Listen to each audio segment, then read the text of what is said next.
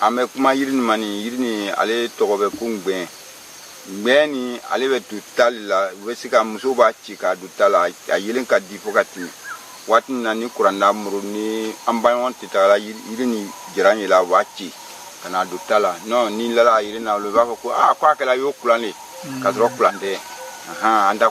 kulanjuna le ni logo fe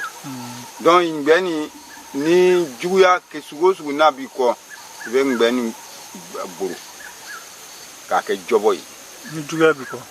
ko juga modi be na bi ko ba buru ka bi job ka ke joboy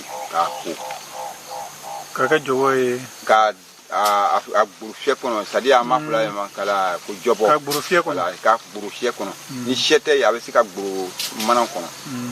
ni bana buru la iba adia tilma ni ba di mole ma iba dia tilma iba ko aba ku aba mi naka ku ni juga kon ba ko luna kon ani jumo re ba lo ku do gula bon a Kenya oui dogre oui mais est-ce mo be se ka côté qui reproduire be se qui reproduire parce que faut jité bi ni très manga ka ke ni ka do sur la ni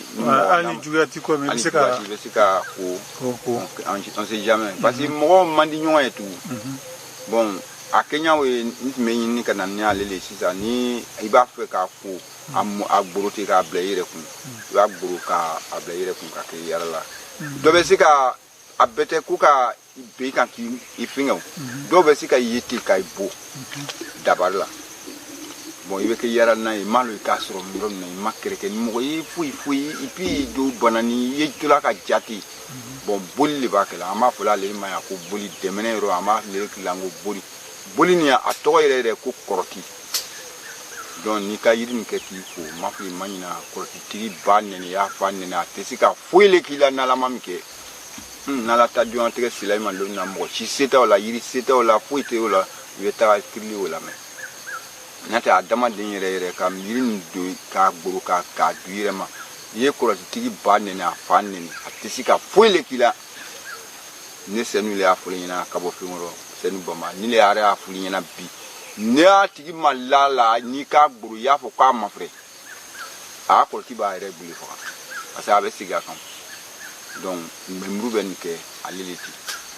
memru an nafaka di donc ni donga yirin lo ibe woli kuma ke imam lo itesi ka kuma ke avec kuma juya buru ma